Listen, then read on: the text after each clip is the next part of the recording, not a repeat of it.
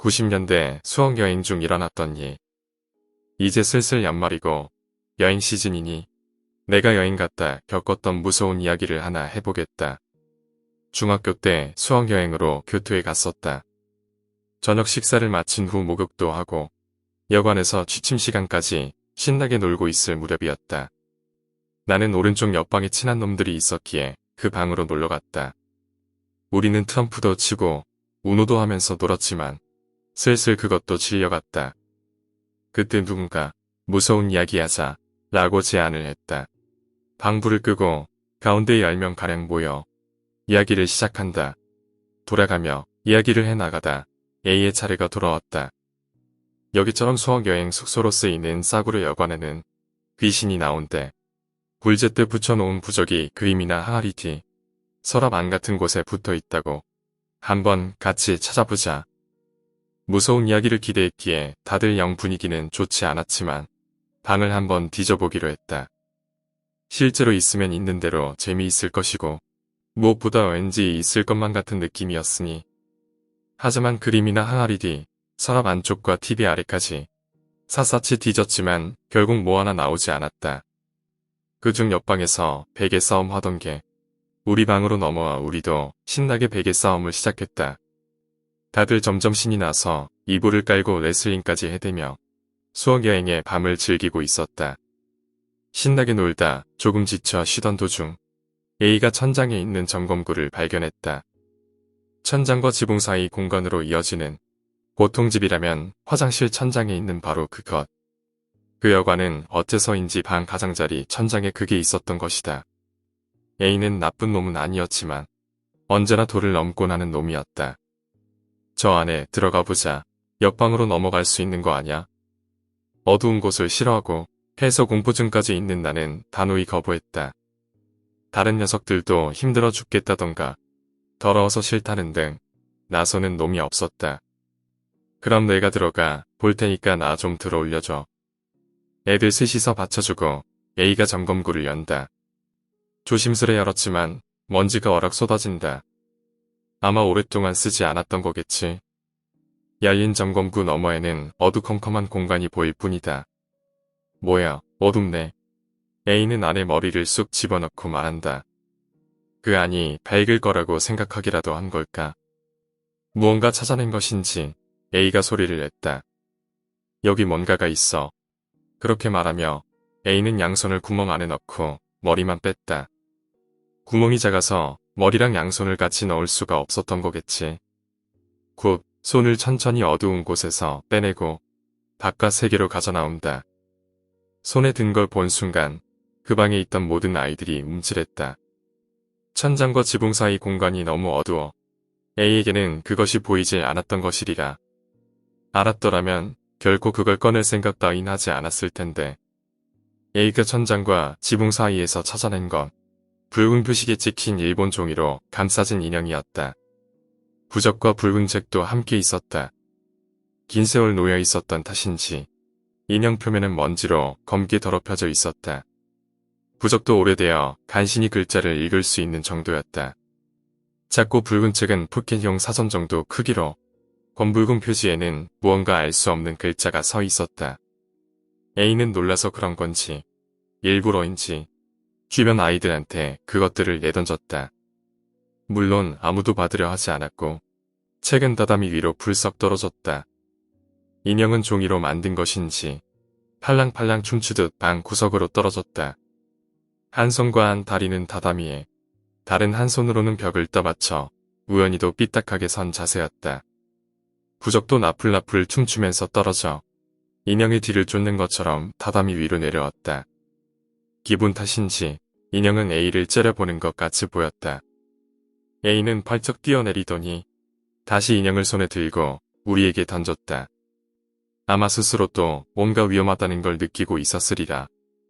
그 기분을 속여 넘기려 조용한 그 방에서 억지로 웃음을 지으며 인형과 책을 던져댔던 것이다. A 이외에는 아무도 말을 하지 않았다. 그저 긴장한 얼굴로 인형과 책을 피해 마구 도망칠 뿐. 그거 위험하니까 원래 있던데 돌려놔. 마침내 참다 못한 B가 입을 열고 다른 아이들도 동의했다.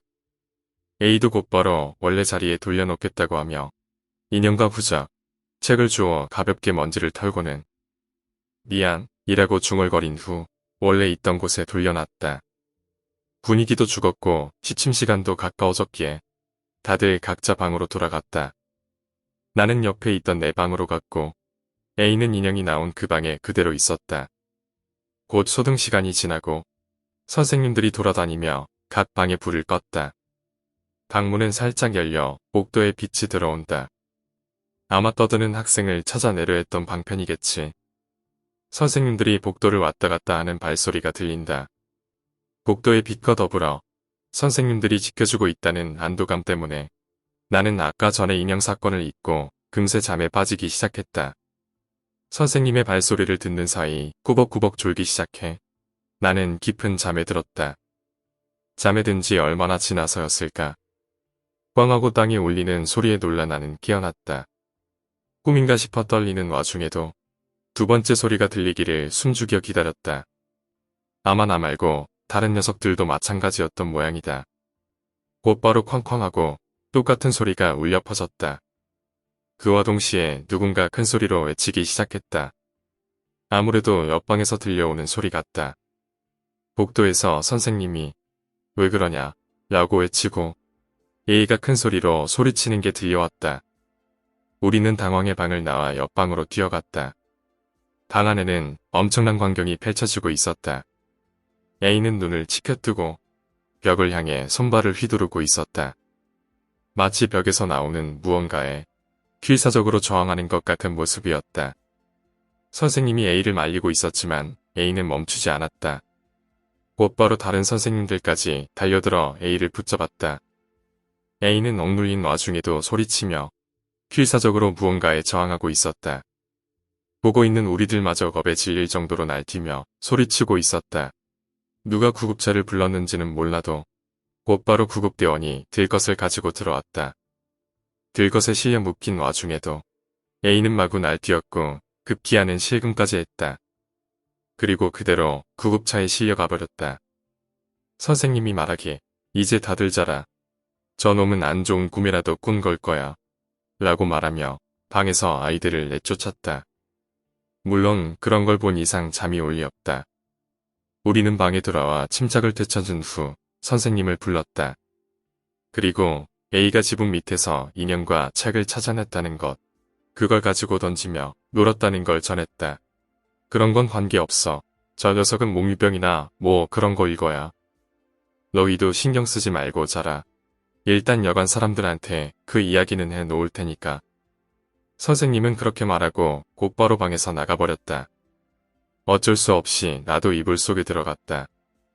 무서워서 차마 벽이나 천장에는 눈도 못 돌리고 덜덜 떨면서 이불을 뒤집어 쓰고 아침이 오기만을 기다렸다.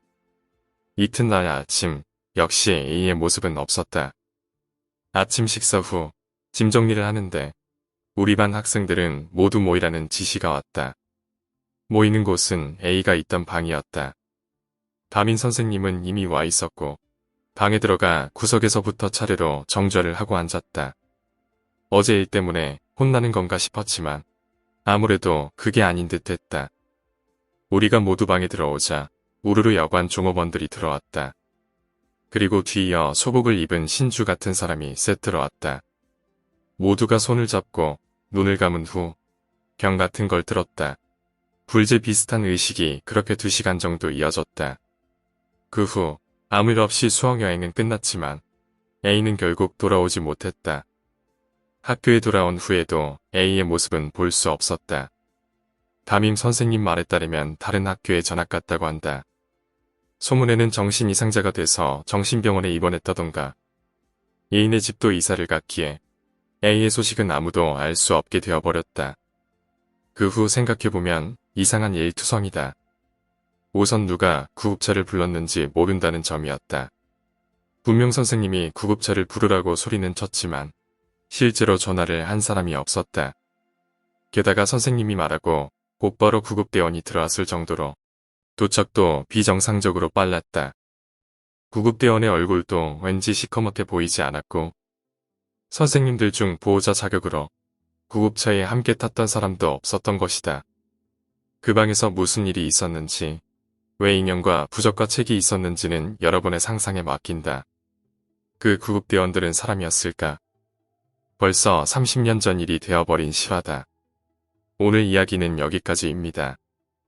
오늘 이야기가 재미있으셨다면 구독과 좋아요 부탁드립니다. 감사합니다.